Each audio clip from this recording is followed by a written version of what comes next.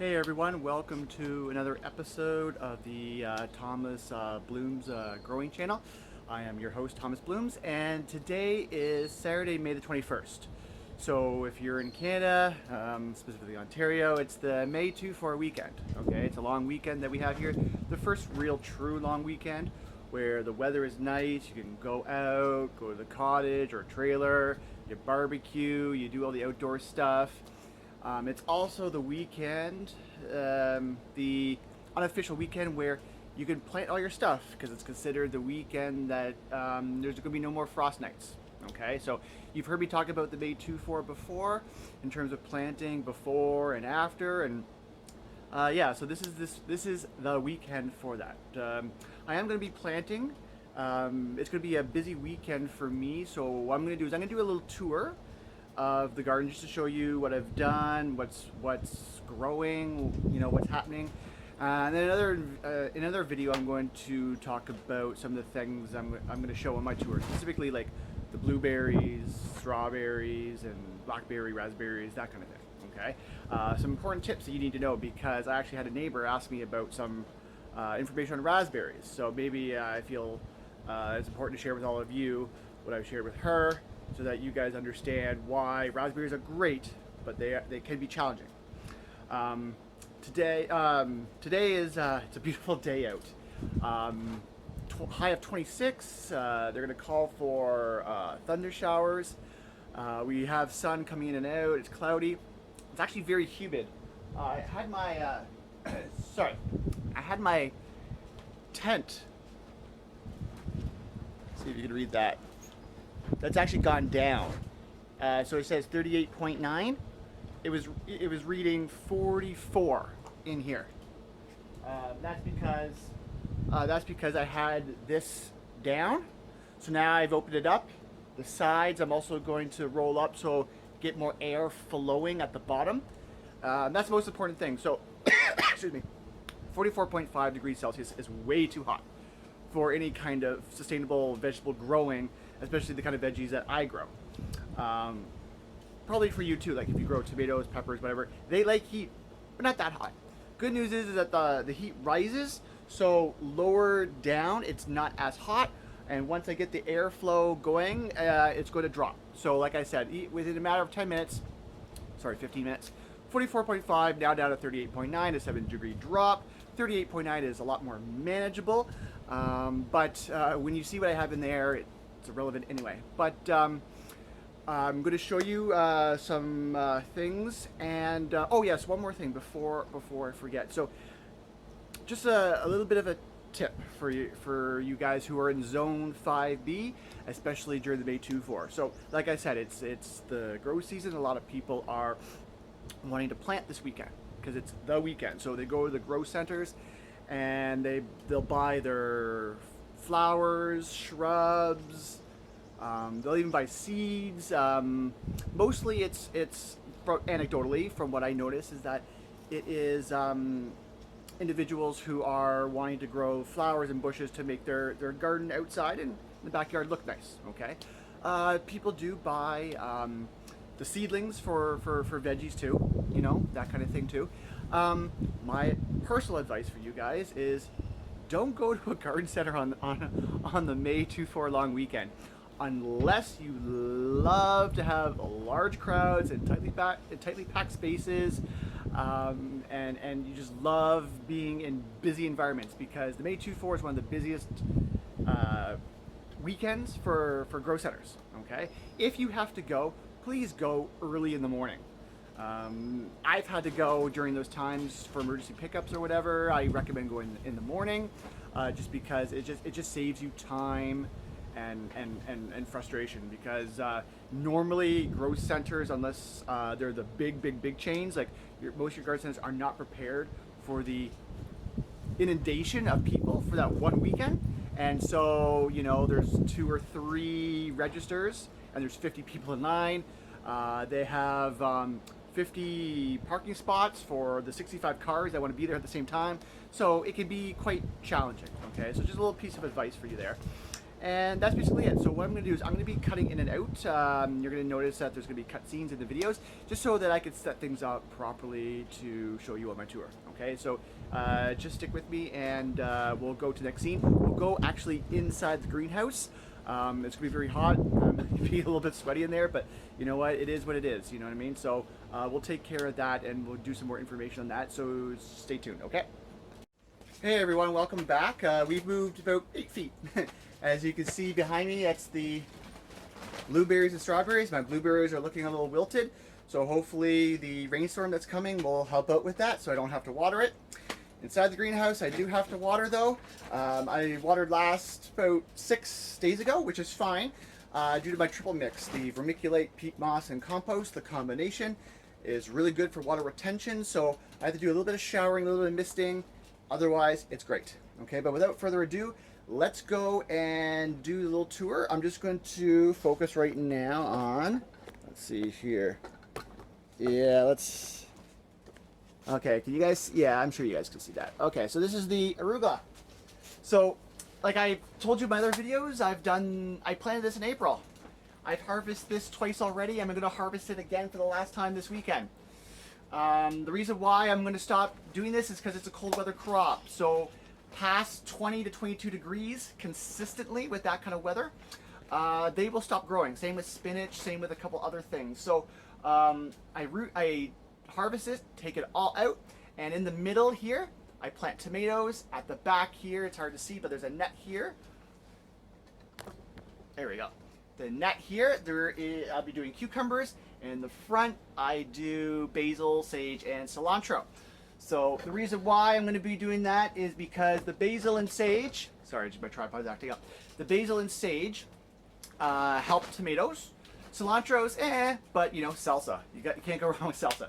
So basil and sage are great for the fact that as a herb, they release natural aromas that keep away the bad pests.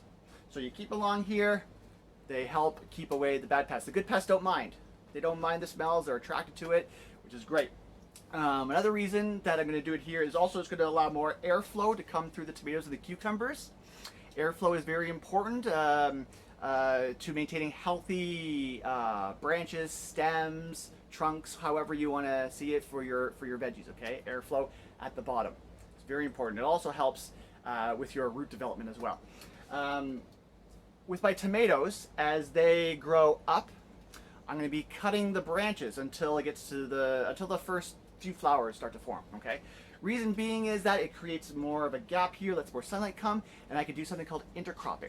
So intercropping allows you, within certain conditions, to grow other things beside your main plant. So in this case, it's tomatoes.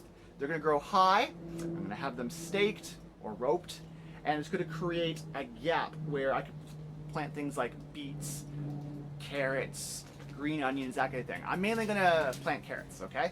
But that can be successful as a root vegetable. You could even plant marigolds here, which I will. I'll do a couple of marigolds here to help with pest control. And you could do that around your tomatoes, okay? You won't harm your tomatoes. There are certain combinations that will harm the main plant, or not necessarily harm, but take away. Like, for example, like if one's a huge nitrogen feeder, planting another nitrogen feeder beside it is not recommended for obvious reasons. The more nitrogen that it takes out of the soil, the less it goes to the other plant, or they both don't get as much nitrogen and therefore both suffer, and then you don't get the harvest, or you don't even get the production that you need. Okay, so that's what's going to happen here. But you see all this lovely arugula here. That is going to be going into the kitchen for eating. So I'm going to take this out right now. So I need to show you what's happening on the other side right now. Okay, so this here is our green onion. Okay, look at this stuff. Looks beautiful. Okay, so all that comes from the store. So I think I've showed it on my Instagram. So in case you're not following me, Thomas Blooms on Instagram. Basically, take some green onions at the store, cut them until, you know, get down to that white part that looks like a skin on it, and then put it in a cup, have some water in it, let it grow, let it recover, and eventually you get to a size where you can plant it into the ground. and you can keep cutting it and it'll grow back so long as the growing conditions are ideal. That way you save money. Instead of, I mean, green onions aren't that expensive anyway, but anything that you could do, especially during this time, to save money, please do that, okay? And as far as we go with season 2 of the Thomas Blooms channel, I'm going to be trying to help you guys save money by giving you extra tips and tricks on what to do with your plants to get more production out of them so that you are spending less at the grocery store because prices are ridiculous. Okay, now here is our spinach. Okay, pretty self-explanatory. That's spinach, and this spinach is good because it's slow bolt. So it won't bolt right away. And with arugula and spinach, what happens is that if you let it grow too long, the taste and the flavoring changes. Some may like it, some may not. Like sometimes they like the peppery flavoring of an arugula, but sometimes if it's second generation or third generation arugula, sometimes the taste changes. That's why people order or get baby arugula, because baby arugula is the freshest, most tastiest, for a lot of people when they're doing arugula. Same with spinach, baby spinach, and then the older it is, the more time it has to mature, the taste changes. Something else like these guys right here, I think I've explained this to you guys before in another video, but that is onions from last year. They didn't grow. I planted them, they didn't grow, they didn't do whatever, but they're biennial, which means that they could grow in the second year. So they chose this year to grow. So I'll have a little bit of onion here, and that's great. Something new that we're doing in the garden is these guys right here. Okay, sorry, I'm just moving the video. Hope y'all can see that. Those are, whoops, that's cauliflower. Okay, so it's a special kind of cauliflower. It's 48-day cauliflower. So obviously, you know, from grow to harvest, 48 days, not bad. So you grow a few right now, let it tide over. Again, it's more of a cool weather crop. July and August, when it gets into the 30s, especially in the Toronto area when you have the high humidity too, they don't grow as well. I'm going to try and keep growing them, but also I'll plant again in August so that they can grow again for September and October. Okay, and then also what I always do are these guys right here. This is romaine lettuce. Okay, so what I'm going to do with that now, I'm just going to put this in here again. So with my romaine lettuce, yeah, here we are. Okay. So let me see here. I'm going to plant. So what we do with the romaine lettuce is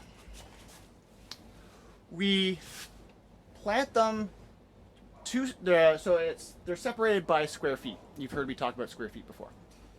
Excuse me. So 2 squares. 3 weeks later, I plant another 2 squares. 3 weeks later, another 2 squares. That way I could harvest them exactly when I want, and there's no issue. Okay, so what happens is that we're gonna have lettuce throughout the year. Okay, I'm just gonna pop up right now. We're gonna have lettuce throughout the year, and they're gonna be harvested at different times. That way, we don't have to pick all of them. Take it in the house, and then try and store it. We'll just have fresh lettuce to pick all the time. So staggering your grow is also quite important to limit the amount of trips you have to go to the store to buy the same things. Okay? Pretty self-explanatory. Okay, another thing that I'm going to show you guys here in the greenhouse are my beans. Or at least some of them. Can you guys see that? There's 3 of them growing. And in the square beside it, I planted another 3 last week. So they're not going to come through yet. They need another few days. But these are just simple beans, okay? Nothing too complicated about that. They're French beans. They taste delicious. And that's basically it. Beans are pretty easy to grow. They don't require a lot of maintenance, but there we are. And now we're going to look at this one. So, actually I'm going to take this off because it's a lot easier that way. This is garlic. And as you can see, it's very successful.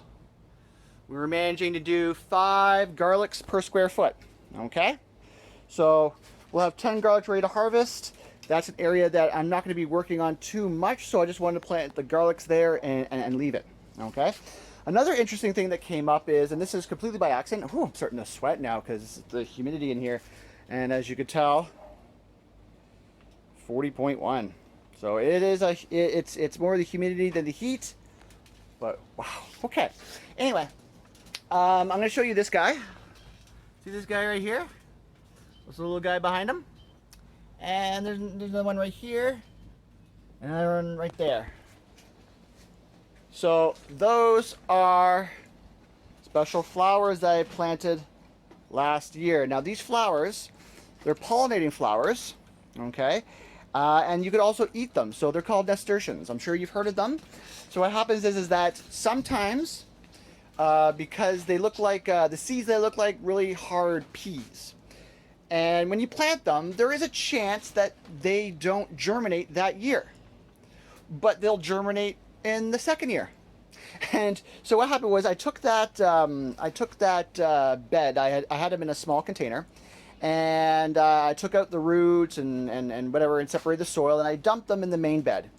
And what happened is that 4 of them that didn't grow are now growing. So I'm just gonna leave them there. They're good, they're colorful, so they'll attract bees, they'll attract other pollinators, so they'll help out my squashes, my peppers, tomatoes, all that stuff, okay? So that's that, all right? So now I'm gonna take you outside. So now we're gonna look at this guy right here. So these are red onions, and I don't know if you could see them or not. They're really, really small, they're really spindly. Now, you can grow these onions under tomatoes. Just remember, it's going to take you a long time to plant those or to grow those onions. So give yourself a lot of time to plant, give yourself a big growing season so that your onions can ripen during your grow season. Okay, so now we're going to talk about this guy. Now, this is a blueberry plant, and as you can tell, there's 4 of them here. Okay, now they're looking a little, she's looking a little bit limp, so you can see right here. Okay, see the leaves? Hopefully the rainstorm today will help it out.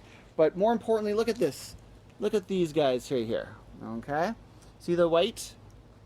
There we go. Let's get that in focus. There we go. These are all potential blueberries. Now I say potential because what happens is that when they can fall. You see how these white things right there? They're my strawberry plant. If it gets too hot consistently, and it's not the right time, you can get these to fall and not fruit. So it's very hot, it's very humid today, so there's going to be flower drop, and you'll always have a little bit of flower drop anyway with blueberries. You don't get 100%, but you want to be able to get as much as possible. So hopefully the temperature goes down once the rainstorm hits, it takes out the humidity, that kind of thing. Okay, but they've already started, my blueberries. Now these guys right here, see if I can put this in focus right now. Yep. So this plant right here, these blueberries, they will fruit, excuse me, in the spring and in the fall. So hopefully we get 2 of them. But right now they've already started their process. So I'm quite happy like that. Last year I didn't get any blueberries. This year I hope I do. I may have to do a soil test. If the soil isn't alkaline enough, sorry, if it's not, excuse me, if the soil isn't acid enough, they won't fruit properly. So you got to make sure that you have enough acidity in the soil to make it worthwhile. One of the other things I want to point out is here's my strawberries. And I don't know if you could tell, but there's a guy right here. Okay, so my strawberries are growing very, very well. Okay, now I want to talk to you about blueberries and raspberries. I'm just going to grab the tripod because this is going to be an extensive conversation. Part of this has to do with the fact that, actually, you know what? I'm going to save the video for later because that is a very big information session. We don't have the time. It's already running late. We're getting up to about 15 minutes. Kind of want to end this, but I'm going to show you guys exactly what's going on here. Okay, so look at all of that. So this is a combination of blueberry and raspberry. Okay, so I'm just going to set up my tripod so I can do my final thoughts for the video. Excuse me. Okay, so there we go. So that's a basic update on the garden. You can see the development here. What you need to be mindful of is when it comes to your fruits is your soil acidity level, even for raspberries and blackberries. Now raspberries are very voracious. They're very good at adapting. So you don't have to worry about your raspberries too much, but for your blackberry, blueberry, strawberry, make sure that the acidity level is very well. Is high enough, okay? And in the background right here, those are my seedlings. So I've had them in my grow tent for a while, but now I have them out because I'm acclimatizing them. Getting them used to the weather out here, the sun out here. So when I plant them and they go in shock, they don't get overwhelmed with the other senses. So they're pretty much ready to go. So I'm gonna start planting them because I've gotten them used to the outdoor weather. Okay, so that's just a brief little garden tour. I'll be doing them throughout the year. So if you have any questions or comments, please don't hesitate to ask. My next video is going to be about blackberries or raspberries because these are questions that I get asked a lot, and I talk about, especially raspberries, I talk about them a lot, okay? So don't forget to like and don't forget to subscribe. And if you have any information, if you want any information or you have any questions, don't hesitate to ask me. I'll answer them. And that's it. So this is Thomas Bloom signing off, and hopefully you guys have a good grow weekend. Okay, take care. Okay, sorry about that, folks. The video got cut off because we have an emergency alert. There's a missing child. So what happens is the video gets automatically interrupted to let us know the alert. So I hope that when it comes to this child, I hope they are safe and sound and that they can go to their parents. I don't know anything about the situation. We just hope that it gets resolved quickly. So that is why there was an abrupt cut to the video during the mid-talk. And I didn't know now I don't know what I'm talking about. Oh yes, the blackberry things. Okay, so you have to be mindful of, after the second year of your blackberry growth, you have to be mindful of which branch is 2 years old, which branch is 1 year old, or I guess which branch is also turning into its third year, because the third year branch is dead. Okay, and I'll show you one, for example, that I haven't cut yet. I will remove. Okay, let's see here. So there's a lot here. So this, where is it? This guy right here. This guy is 3 years old. Okay. Now I've cut him a little bit, but as you can see here, actually no, this is the second year. I apologize. This is a little bit slow. You see, there's a little bit of node growth right here. Some of the branches or some of the nodes grow a little bit slowly, and deceptively, it's a 2-year-old branch. See, even I sometimes make a mistake and figure it out and don't figure it out in time. Oh yes, so this is the one that I wanted to show you about. It's a little bit smaller, but what happens is that this is the main branch right here. This is the branch here that is 2 years old, and you can see traveling up, there's all the branches have fallen off. There is no node growth, okay? And it goes all the way up to the top. Okay, and this is it right here. So that is something that I'll be cutting off so that it stops sending energy up into that branch uselessly, because there's no point. Here is also, now that I'm in this area, I want to show you another example of how aggressive raspberries are. So if you're looking here, actually, let's see here if I can hold it like this. Excellent. So this is a blackberry, and then I alternate. So blackberry, raspberry, and right behind me, blackberry. Okay, and on the far side, I go raspberry, blackberry, raspberry. Okay, so this is the area that has blackberries. But look who is here. Raspberries. Taking over the blackberry spot. So that is a risk that I knew that might happen, that my blackberries may get choked out eventually by my raspberries, which I'm okay with, because if I had to choose, I would choose raspberries over blackberries. But blackberries are very tart, and if you are a fan of tart fruit, then blackberries are perfect for you. Okay, so I recommend getting those for the tartness. But you can see here, now these are cedar. Some of you are going to be like, no, it's dyed mulch, don't do that, carcinogens. No. It's not dyed mulch, it's cedar. Trust me. You can see here, so I made a cut right here of one, but you see how it's very easy to grow. There's a lot of mulch there. There's about at least 2 to 3 inches of mulch, and they're able to grow through all that. Okay, but you can see here all the little new development. This guy is new too, but this is raspberry as well. Like I said, you could tell blackberry because it is just so much thicker, the main branches. Okay, so that was just a little bit of info on blackberry and raspberries. Okay, so some of the things that you need to know about blackberries and raspberries is, with the exception of the 1 year, 2 year, they're very, very similar. And with people scientists and agriculturalists who are changing the way raspberries and blackberries are growing. They're focusing on pest resistance, drought resistance, fruiting twice a year, that kind of thing. I prefer the more natural ones. Excuse me. A good blackberry, a good raspberry will fruit for you for up to 15 years. So I bought these individually in the Toronto area. At the time, they were about 15, 16 bucks. So you think, okay, that times 6, that could be quite costly. But we're going on to our 3rd year here. Last year alone, I had over 10 pints of raspberries. How much are a pint of raspberries at a Metro or No Frills or a Sobeys in the GTA? How much is that right now? $3.99, $4.99, sometimes $5.99 depending on the year. I got at least 10. I can't remember how much exactly, but I know I got at least 10 pints of raspberries last year and 3 to 4 pints of blackberries. Do the math. And that was year 2. We're going to year 3 right now. So I have at least 12 more years of similar production. Now, it's going to go down, the production, as time goes on. Ooh, that was thunder. So I'm going to wrap this up real soon. So that's how you save money, by putting in this kind of investment, okay? Yes, it takes up space, so you have to be really committed to it. But if you could get raspberry and blackberry in a raised bed and fruiting for 15 years, you will save so much money. And as always, I'm always going to tell you how to save money, because we're getting hit with a lot of rising prices in food. And paying 15 to 20 bucks right now for a raspberry plant, and then getting multiple pints of raspberries or blackberries, versus paying $3.99, $4.99 constantly for the same. No, you could freeze them.